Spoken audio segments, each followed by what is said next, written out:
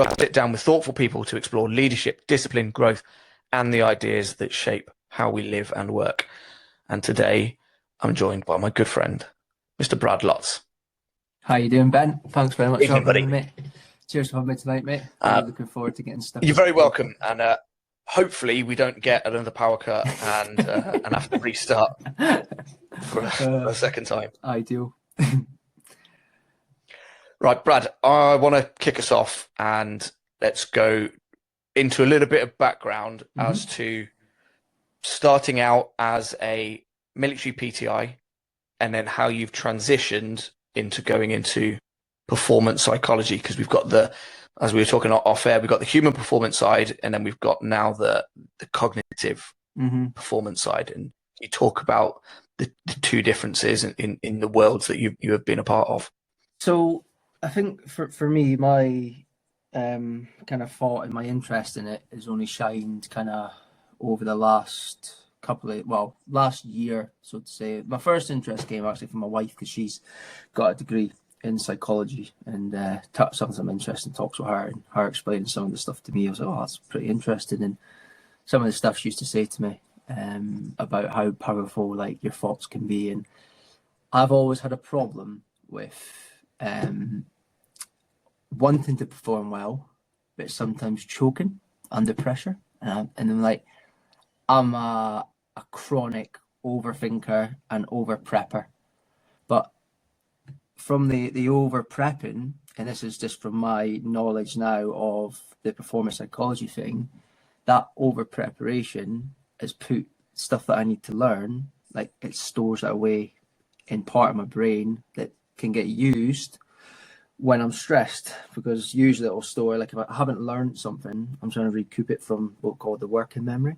And my working memory, like a lot of ours, doesn't really work that well under pressure.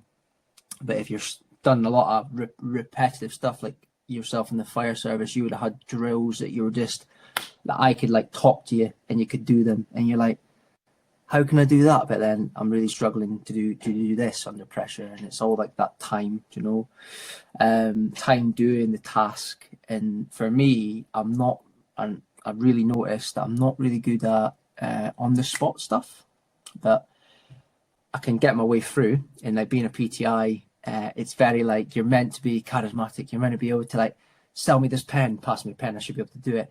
I was never really good at that. And I was like, oh, how can I get better at that? Because I get all this pressure and I get nervous. And that's basically the long story short of like why I got interested into this psychology stuff. Because physically, a lot of the people we work with and work for with a human performance, so we're all physically capable of doing much more than we can. And I think for me, I've always found I'm not a fizz ninja or I'm amazing at fizz, but I enjoy fizz, and I've always found that bit the easy part, so to say. And no matter how much fizz I do or how fit I got or how better I got, it didn't really start incorporating or doing much from a performance. So I was like, well, what's the missing picture here? Like, and it was never like put on your plate that it's to do, nothing was ever talked about your, like how your thoughts or how like self-talk or how like psychological skills training can help you. And I just thought it was a load of like, yeah, cheers, whatever. And then obviously the more people I met from a transition from the Marines to the Navy, I met some really intelligent people that have done some really cool stuff, and they've started talking to me about this, like the mindfulness and all this stuff. How do I get better attentional control? And this just spiked my interest. So I was like, oh, like, I wonder how I can get into this. And I was like, oh, I don't know. And mate, like, coming from school, my background, the reason I joined the military is because I'm dyslexic. I've got rubbish school grades. I'm not really good at writing and all this stuff. And I was like, oh, there's no way like that I can do like a master's degree in this. There's not a chance. But I went on to Bangor University and I seen, performance psychology. Like, looked at it, went down, didn't even see it was a master's. I was just like, got down, I was like, oh, that sounds amazing, cool. And he said at the bottom, if you're interested, send me an email with a bit of like a CV. So I sat down with my wife and collated all my experience and stuff, and I was just like, sent it off. Next thing I know, the guy got in touch and he's like, yeah, I'd like to chat to you. Phoned me up and he's like, yeah, I'm more than happy to give you a space on the course if you want it. We have met loads of military people do the course that have got no previous academic background, but they've got loads of life experience in it, and we'd love you to come on the course. And the rest is history. Finished my first year like a month ago. And did reasonably well, I suppose. Not hitting it out of the park by any stretch, but for me, like really proud of myself and really happy with what I've achieved over that short, like over that what's a short piece of time, that year. Thinking no chance, and yeah, just taking a bet on myself, I suppose, and going, do you know what? And it just proves to me if I enjoy something and like something, you can do like whatever you want. As childish as that sounds, but it's so true. If you've got attention and focus to do something, and you're genuinely interested in it, yeah. And I like the thing about performance psychology that I have to practice it myself. I have to do it myself to then teach it to others. So like little things like mindfulness, started doing that. You know, trying to get better at my attention control. Doing more of learning more about the self-talk and something they call pre-performance routines before you do kind of hard. Like I don't do anything mental, but I climb hard for my grade, whatever I do, and kayak scary things, you know, and all this like breathing, sympathetic parasympathetic nervous system. Breathing is the way to change them both, you know, controlling your breathing and being relaxed and coming out of it can be any sort of pre-performance routine you put in place, but all this stuff was just like new to me, and I was like, wow, this is amazing. And I had a little dip, so I was working in Knockg, and I went out mountain biking with this mountain guide. So the mountain guides, like if people know, like British kind of qualifications, you've got like your MCIs, mountaineering climb instructors, and you've got WMCIs, and then you've got like these godlike people that are like mountain guides, which is like next level. Like literally you have to be doing skiing and climbing since a young age, but it's a really, really high qual. And I went out with this Slovenian mountain guide from Slovenia, and we went biking, and he took me to this like really steep technical section. I was like, Jesus, man, that's like scary. And I remember watching him, and he got off his bike, mate. And what at the time I didn't know what it was, but what he was doing was going through a pre-performance routine. And he'd done this whole thing, closing his eyes, moving the bike, and I was just, I've never seen that, like never seen anyone do that in my whole career. You know, it's usually just, yeah, I'll just send that, like just send it, mate. Like, you know, no kind of thought process. Just I don't want to be the odd one out and look weak in front of my mates. I'll just send it, and if I break my arm, hey ho. But he had a completely different take on it, and I asked him about it, and basically, he didn't explain it in like an academic sense at all, but he just explained it in a real simple way for me to understand. And I think that's the key for me, is like I'm not academic. I can read academic stuff, you know, but the way my brain works, I have to take that academic stuff and put it into ways I understand, because I think we've all probably sat down and read academic papers. My attention, mate, just goes everywhere, you know, because it's too deep. But obviously in this course I have to do that, and I have to then put it into things that I can understand. And the reason I think I've been successful so far in this course is because I'm reading it and going, oh, I remember in the mountains I did this and that. Oh yeah, that was why that happened. And it's like, oh, then it sticks in my head, you know, that's what that's called, that's what that does. But yeah, mate, that was like the kind of the transition from like that PT stuff to that, like just working around people like that and understanding myself that I couldn't physically get any better, because I feel like I was kind of, especially after my twos course and my AT career, I've been like, I keep myself fit and healthy, and I was like, I can't really like peak performance and like the health and fitness type of thing wasn't getting me anywhere. And then that opened the doors, mate. And like, I'm not by any stretch like perfect at it now, but I really have learned to control my emotions when I'm getting stressed, or when I'm really wanting to pass a course, and like just controlling myself a lot better. And like that for me is just like amazing. And to be able to kind of help people do that, and it's a very hard in the military when you start talking about mindfulness, breathing techniques and all this, it's hard to get the buy-in, but I like that, you know. And inevitably, like if you look at studies that have been done on like Navy SEALs, Special Force soldiers that went through mindfulness training, and they do it, and you're like, well, it's obviously, is it pink and fluffy? No, it's probably not, because it's working for these guys. Like I think we were chatting about it before. I'm reading a book just now called Peak Mind, and it's all about attention and how we can improve our attentional control. Because like even now, like me and you, and this isn't like picking me or you up, but at a point during this podcast, we'll drift off from what we're saying to each other, just not because we're rude, but it's just our brains, and it kind of it goes back to like maybe one of the questions we'll speak about is why we care about what people think so much. It kind of goes back to one of them questions, but we're always looking to be alert. You know, it's really hard to focus on one thing for too long. And from this book, I've not finished it yet, but a lot of the evidence is based towards like the statement in the book is like 12 minutes of mindfulness a day can improve your attentional focus. And obviously, going back to the lecture I did, like your time blocking, if you can get good attention focus in that time block, boom, you're going to get loads of work done, as well as kind of take it into stressful environments, meetings, AT, fizz competitions, whatever your bread and butter is, you can bring it into that environment. So yeah, mate, it's just the journey's just started for me with this, but like I just love it. Really, really enjoy it, and I'm so glad I've come across it. Like, but yeah, a bit of a tangent there, mate. But yeah, very passionate and I like it. I like it a lot. It's cool.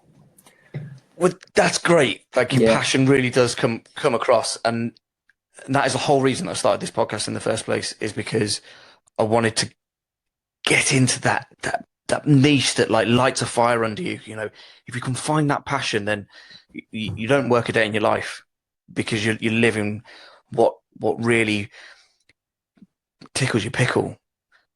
There's a few things that I want to double click on. Mm-hmm. And the first thing, you mentioned it a couple of times, is that negative self-talk. And then you did it again when you were talking about you being at school, and the story that you tell about yourself. Yeah. How does that show up for you now? To be honest, mate, I still see myself. So no matter how much outdoor qualifications I get, no matter how far I've been promoted, no matter what achievements I do, I always feel that pressure to be better, but I don't think that's going to go away. And I think for me in my head, I'm thinking, and this is how I think, I'll be like, oh, I've got this qualification now. I need to know everything. Like I need to be the guru. People are going to come to me and ask me questions, and if I say I don't know, I'm going to look stupid. Do you know, like, and that's been my thought process for a long time. But it's like a bittersweet, because I couldn't like sit back and be like, oh, I'm not going to try that, because of that thought. Like if I get better, people will be expecting more of me. But I've learned a way, I suppose. Learned a way to. It's definitely not gone. It's still there. And I have like massive imposter syndrome a lot of the time.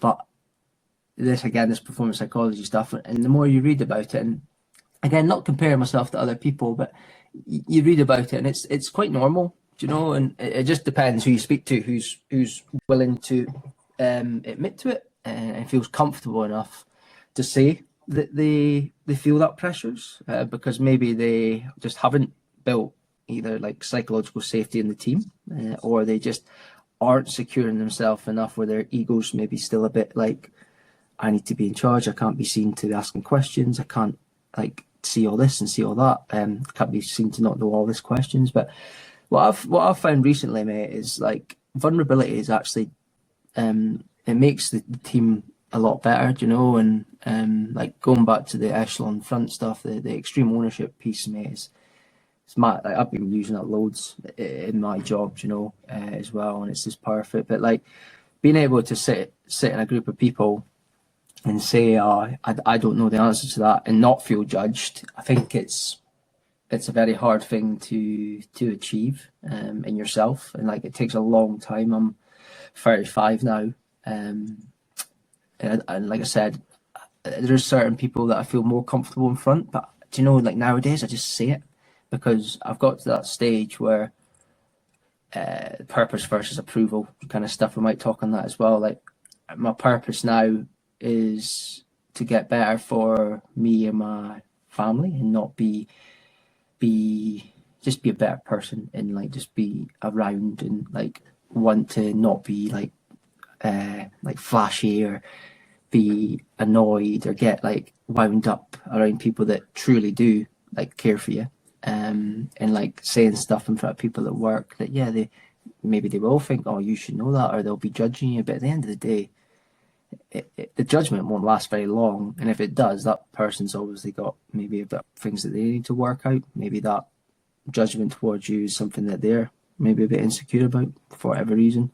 So I've got a lot better at not caring about what everyone thinks. I still have people that I really care about their, I wouldn't say their opinion of me, but I wouldn't like to let them down, if that makes sense. And I think that because I respect them, and they're really good at their job, and like letting them down, I would feel, because of part of my core values, like stuff like that, I'd feel bad. But like, there's some people that we've all come across in walks of life that you no matter what you do or what you say, they're gonna just judge you. And I've got this, I don't know if you can see it, I'm gonna show you this, mate. And this is an interesting one. Where's it gone? I'm just going to cover the top bit so you can't see the thing. But you ever heard of that? I don't know if you can see that, but it's called the communication triangle. You ever heard of that, Ben? I have, yeah. Yeah. Like, what exactly is it? Yeah, so basically it's like, there's loads of ways. This is just how I understand it. So the higher you get up the triangle, the riskier the conversation is you're going to have. And the lower down the triangle, it's like safe. So just for an example, right, it'd be a really crap podcast if we stayed at the bottom of this, because it'd be rituals and cliches where we would just be going, oh, how's the weather, Ben? What did you do today, mate? Oh, yeah, what did you see the football last week? All this conversation, it's great, but it's very empty, isn't it? It's not achieved. Very superficial. Yeah, bottom of the bottom. And then it goes up. So that's the bottom, that's the first communication. And then you've got facts and information, and then you've got something called ideas and judgment. One of my friends, he made a really good point. He said, I disagree with this triangle. And I was like, what do you mean? He's like, well, he says, they put ideas and judgment up at the third point of the triangle. And he said, what do you do and what do I do every time you meet somebody new? And I had to think about what he was getting at. I was like, ideas and judgment, I judge them.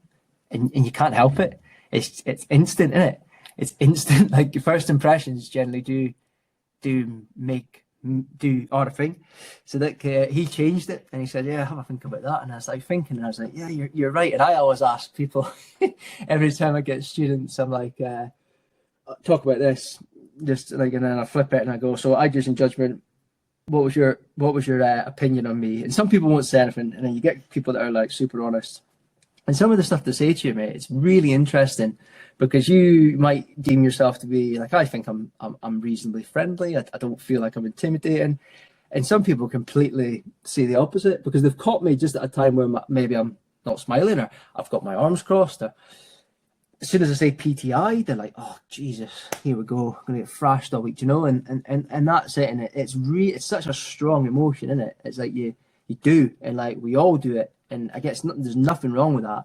I think what's wrong with it is if you don't allow yourself to make a second opinion, and that's it. That's it. I've judged that person. I don't like him because the first time I met him, he made fun of me, or he did this, and I was like, yeah, okay, it's not ideal, but the person probably was nervous to meet you, and that was their way of, because they were so flapping, they just made a joke, and yeah, you've taken it the wrong way. But I was just like, that's really strong. It's a really strong thought process in that communication triangle. And then it goes to the kind of second from the top. You got the feelings and emotion, and like that bit actually, like, you'll say that to like a group of bootnecks, mate, and they'll be like, feelings and emotions. I'm talking about my feelings and emotions to you, mate. And I always go, to be honest, lads, you won't have to talk to me about your feelings and emotions. I'm going to see all that in feelings and emotions when I ask you to do some of this AT stuff. And it's such a great thing, AT, mate, because it's such a humbler. It just, like, the feelings and emotions part just floods out with people when you ask them to do scary things, mountain biking, kayaking, climbing. And then the reason we have this training in the military and like all this talks about that is that when we have that feelings and emotions about what's going on, we all act a certain way. And I suppose like the reason the army and the military do that is we want to see how people react in life-threatening situations, really, because they are like mountain biking, the climbing, the kayaking. Yeah, it's a safe environment. We make it as safe as possible, but the risk of hurting yourself and the danger risk is very present, and it has to be managed and monitored to make sure it doesn't go too far. And again, this is where it's like really important. Like any outdoor instructor will know this is themselves as well. It's like the comfort stretch panic model comes up all the time now. But have you ever seen somebody? I'm sure we all have, like, seen somebody in full panic, and like, how do you know when you've got somebody into stretch, or how do you know you've not put them into panic? Because everyone's emotional regulation is different, you know. Like people are very facial driven, or people are very quiet. It's so hard to read somebody's emotions. You get better at it as you do more AT. Like, you know, I feel like I'm quite good at it now. When I can tell when people are getting a bit scared or a bit worried, you know, I've got to go to the back of the queue, or they go quiet, they've been a gobshite all week, and you know. But I think the important thing to realise, and for me, is the massive difference in the military. And this is what I wouldn't say I don't like it in the military, but I had a bad experience with it myself, so I'm a bit like banter and bullying. There's a very fine line, isn't there? And like you bantering somebody, like to you that's banter, but to them that's like bullying. And if you're constantly giving somebody shit, imagine every day, like just constant shit, you're just like, yeah, it's just funny, it's funny, but yeah, it's funny to you, but this person, you're absolutely just draining them emotionally, and maybe that's like they're not performing well because you've just been constantly on them, just giving them shit. And I think the military, like, sometimes just misses that concept. And I'm very, very cautious with it now. You know, I always err on the side. I don't banter with people straight away. I can, but I like, especially if people are having a hard time and I don't really know them that well, I don't go into like, I'm very relaxed and like calm with them. You know, I'm never like, oh, come on, make a group like that. Like even you saying that one thing to one person, mate, like, I'm sure me and you, I don't know yourself, but I remember I still think about stuff back at school when I got like put in the stupid class, and that still resonates with me in my head. You know, you're like, oh, I wasn't good at maths and English, still stuck in my head. I still say that. That's stuck there from when I was at school. So this young lad that's joined, I'm like, oh, you come on, do it, you absolute fucking wimp or whatever. Do you know, like that kind of thing. You might think it's just a throwaway comment, but he's got to be careful, mate. Like that throwaway comment could completely destroy that one person's confidence, and like, boom. Like, don't get me wrong, I'm never perfect at it. You get some people that you're just like, why, this person's really hard and awkward, and you have a tolerance level for shit. You know, everyone does, but some people again are too far gone to like work with them if they don't want to be helped. You know, but yeah, I'm very cautious with that now, and this job's really made me. I feel like my interpersonal skills have been developed from working with so many various people throughout my career. You get different people every week, mate. I'm working with different people, like from all walks of life. You know, it's class, and it's really interesting. I had a guy that was working this week, but he's from Afghanistan. Lived in Afghanistan till he was 8. Came across, nicest bloke I've ever. Listened to his upbringing, I'm like, bloody hell, you have done so well to get rid of that and just look at you now, you're smashing it. Like, I was just like, amazing. Like, and that's like having good conversations with people. And my conversations now, it's like I always focus on that and ask probing, oh, how did you manage to do that? What drove you to that? How do you deal with that stresses? And you know, I ask all these questions, and it's almost like I'm taking notes, mate. I'm just like, oh, that's interesting. Kind of got into that aspect of stuff now. It's cool. People are infinitely fascinating if you just find the right questions to unlock that bit. Yeah, 100%. And in that same vein, then, when you think back to this bad experience that you mentioned, how has that kind of shaped who you are now? Has that experience kind of led you into this, trying to understand this psychological world? Yeah, I think what it did for me, mate, I probably used that experience to drive me as almost like it wasn't a purpose-driven goal. It was an approval-driven goal, and I wasn't doing it for me. I was doing it to look good in front of other people. And inevitably, like, I'm not saying that's bad. I'm not saying like being driven by what other people think is bad. It can be, I suppose, if you let it overwhelm you, and your whole kind of thing about yourself is like you care about what they think all the time. But I do think for me, having that experience, I was so driven to pass like training and go on to do all these things because of that simple thing that happened to me. It could have went the other way, and it nearly enough did, mate. Because I remember sitting like fucking crying to my mum on the phone, mate. 18 years old, Marine, no, I'm crying. I don't like it's too hard. And she managed to turn it around for me, you know. And I'm glad she did. And then I carried on, and like every silver lining, mate. From like I got back trooped in training. I was really bad at map reading. And here's another. I'm going to bring this on to it. Like, so I was really bad at map reading in training. Like struggled, and at the time, the person that was in charge of me wasn't good coaching. It was more just like, why can't you get it? You're solid. Get a grip of yourself. Like every time I got something wrong, I was getting thrashed. Every time I asked a question, I was getting thrashed. I was just like, wow. I was like, how can I learn if I'm like, I don't know, and I'm asking, I'm getting thrashed, and then like I'm too tired to take on what he's telling me after, because I'm like dangling, my helmet's halfway down my face, and I'm like breathing at my arse. I'm like I couldn't take it on, and I was like thinking, well, why is everyone else's, but I'm not? You know, I must be absolutely solid, and that's just had like a massive effect on me, and it still does, and that's why I probably like went like down the route of like trying to improve myself physically, like being a good soldier. And then going into all these AT quals where, like, for example, like my navin, I was so bad at it. And I did so much work on that, mate, to get better to the stage now. I've got my winter mountain leader, which is like a really hard qualification to get in the UK, like for navigation.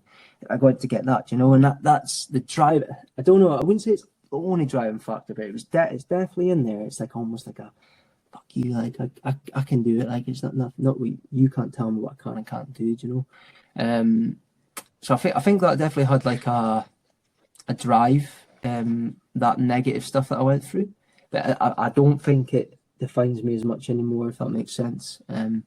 Because I've kind of sat back, and this psychology stuff again, mate, makes me just ask myself some deep questions about like what I want, where I want to go next, why am I wanting to achieve that, and yeah, just making sure. I don't necessarily think that these negative events are truly negative. No, because it depends on your framing of it and how you choose to react to it. That's the difference of it, and whether you could, like we were talking off air before about ego and that control of your ego, and you can allow these interactions to destroy that sense of identity, or you can understand it, and then you, like you said, you can use it as fuel, as motivation, and you can change the reframing of it. You can't stop events from happening to you. You can't control other people, but you can control your reaction. 100%. It's just sometimes it's like it's really easy, isn't it? But like being young, you know, being young, 18, doing that, like I had no control of my emotions, mate. You know, my emotions were all over the shop. Like, me being told I wasn't good at something by a corporal in the Royal Marines, I was like, I had no self-confidence. Like, I was just like, I must be shit at that, you know. And like, and then it's just luckily I got moved from that troop into another one where the corporal was more like less shouty, more coachy, and I was like, wow, like this is class. Like I feel super comfortable, like making mistakes in front of this guy and asking questions, and yeah, the discipline was still there, but I would never ever like I would respect anyone, even like I respected the corporal, even though when it treated me like shit, I still respected him like for what he did. But as a young lad, like he could have been a little bit more. Yeah, I get it. 18 years old and that, you're joining a little bit more forthcoming to me towards me to help me out a little bit, but he wasn't. But the next corporal was amazing, you know, and because of him, like, and I'll remember him forever. And I remember like everything he taught me, and my troop sergeant, my troop boss, and my training team. I remember everything like that they taught me, and I went on to, in training we have these awards. We get like King's Badgeman, you get Commando Medal and stuff like that. And I won the Commando Medal, which is like it's voted for by the lads, so it's not like the training team's top student or anything. The lads vote for it, for like the person that's like dug out for them and helped them through tough times, and that was I'm really proud of that, you know. And then I ended up getting it on my junior command course as well, and I was just like, that started building like my confidence in myself. That one, I was a nice person, and I think that's the biggest thing, you know. And I don't think that's big headed to say. And some people probably won't think I'm a nice person. You're always the villain in somebody's story, I suppose.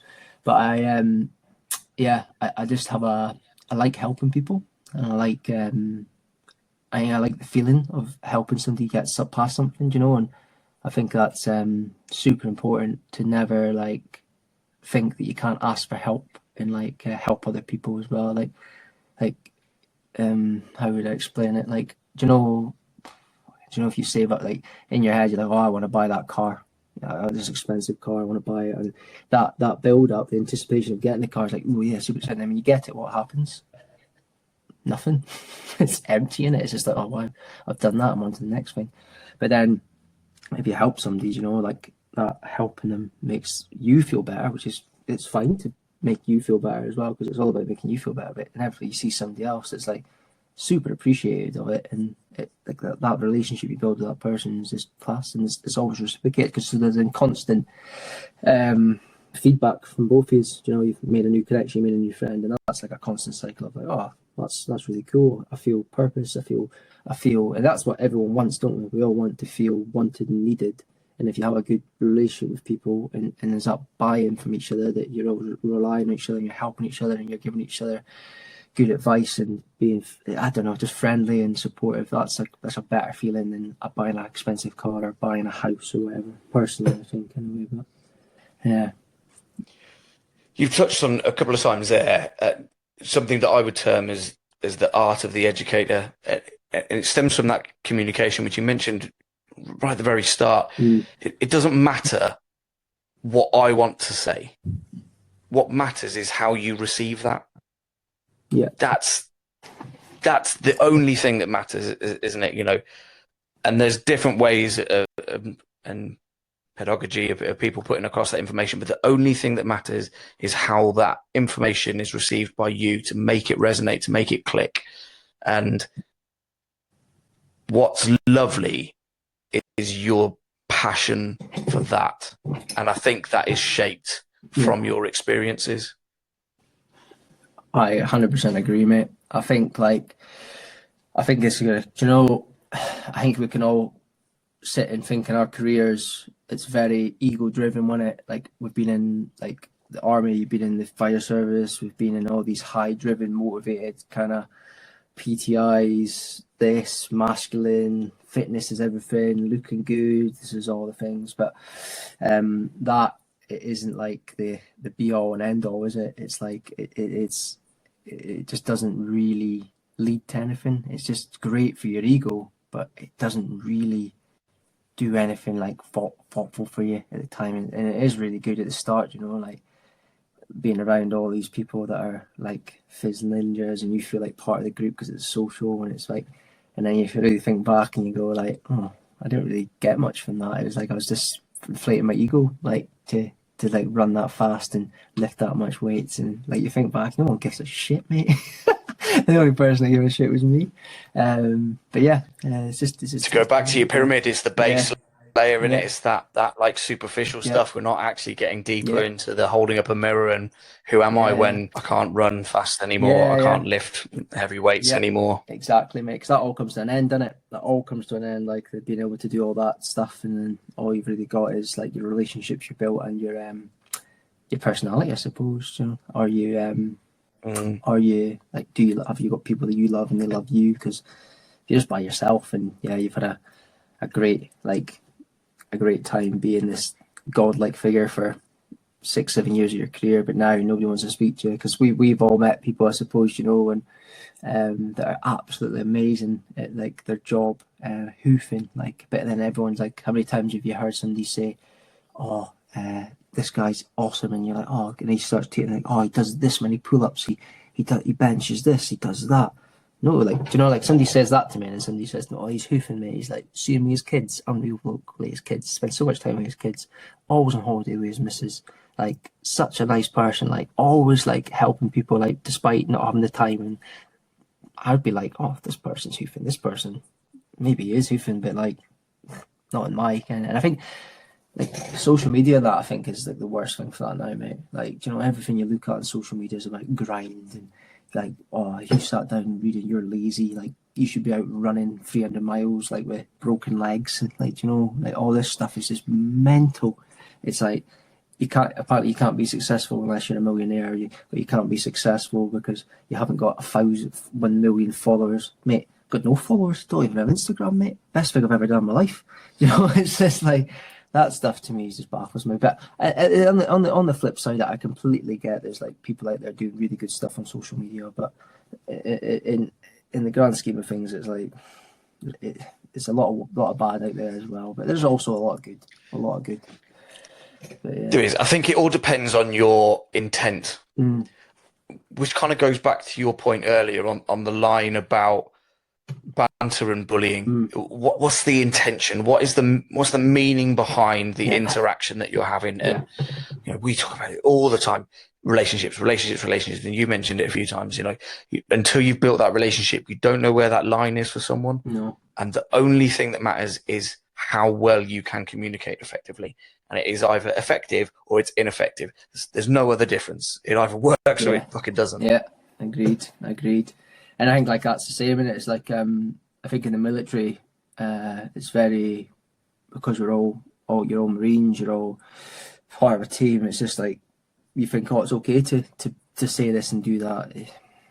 You just have to be very careful, you know, like that whole psychological safety thing. Like going back to that stuff, it's like that's so easily lost, but really hard to build. And I think people just have to be super aware of what they say and what they do, and really understand their team, before you think it's appropriate to say and do some sort of stuff. But you see it in the military all the time. I see like horrendous leadership, and I also see really good leadership as well. You know, and a lot of the time, like there's a lot of the banter, but you know, you can just tell that that person's not receiving it like they expected to, and it's just like belittled them. And you get it all the time, don't you? Like snarky comments that somebody will say something that they say it in a jokey way, but you know there's deeper meaning behind it, and you're just like, what is that about? Like you get it in every job, don't you? For it's just like that'll never go away. But I think it's just being aware of it and catching it before you do it yourself. But Awareness really important, and so I'll spin you a bit now. Yeah. So we ran many workshops, and we had this workshop, and I understand that from the outside looking in, we are a company full of veterans. We've got tattoos, we are trained, jiu-jitsu, we've got cauliflower ear. You know, on the surface, we look like an intimidating company. We did this workshop, and there was a lady sat at the back of this workshop, and she was arms folded, stern facing her. And I kind of clocked. I was like, okay, we've got keep an eye on her. And my impression of her was she was disinterested, and she was arrogant, and she came across with an air of, what can you guys show me that I don't already know? And over the course of this workshop, her posture started to relax a little bit. Her arms started to unfold, started to kind of sit up a little bit more, hold herself in a little bit more of a positive, open kind of body language. And I was chatting to her at the end, and she came over and she thanked me for the work that the team had done. And she said, I'll be honest with you, I was completely intimidated by your company. And I was not looking forward to the training at all because I was scared. And I said to her, well, that came across completely the opposite to me. I thought that you were being too big for us. And she was like, no, that was my defense mechanism that was kicking in there. And she said, as soon as you guys started talking and you were vulnerable, were open, you took ownership of mistakes, it made me feel safer to open up more about where I am in my career and what I'm doing. And and it really hit home about how important that impression is, and that relationship, and that non-verbal what's going on and what's going on in your head is not necessarily true to the reality.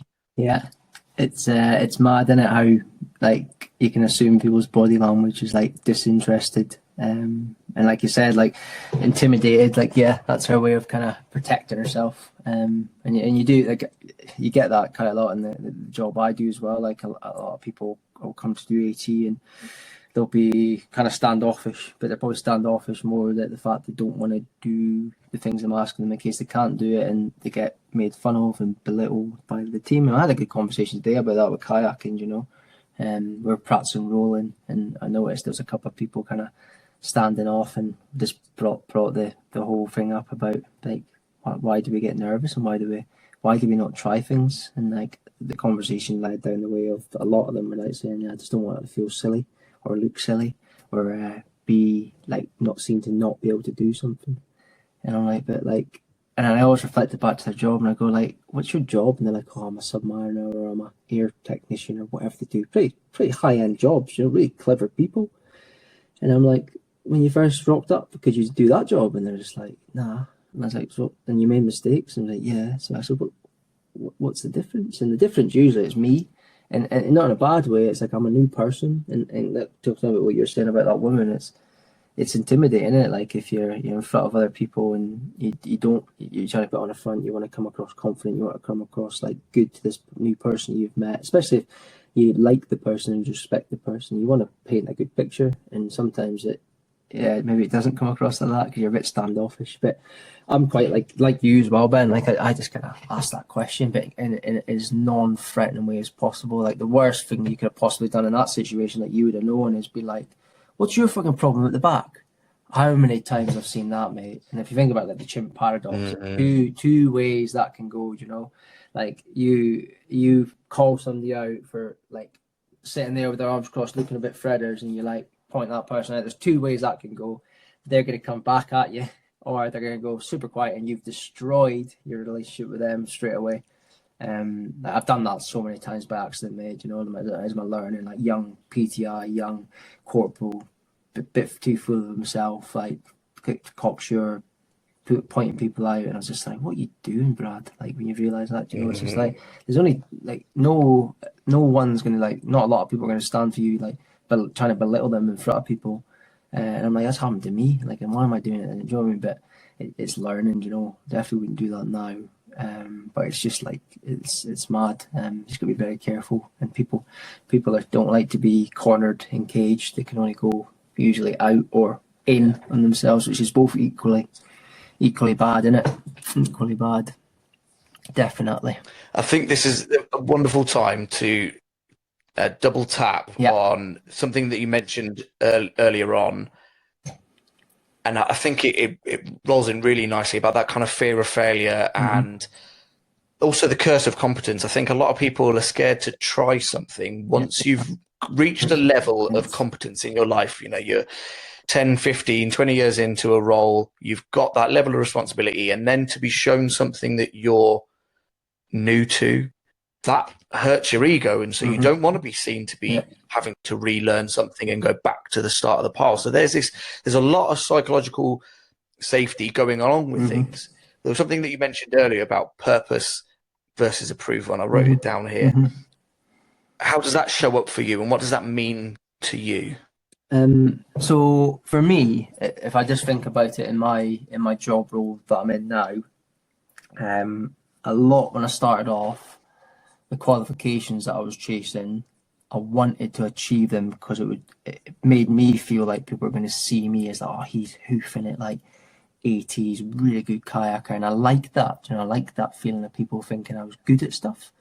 And then, but the more I wanted that feeling of approval, I started to not like it because the pressure was getting too much for me, mate. It was like, fuck, I can't cope. And then I was second guessing myself. I was like, oh, if I do this, like that's not going to be the right decision. They're going to think I'm stupid.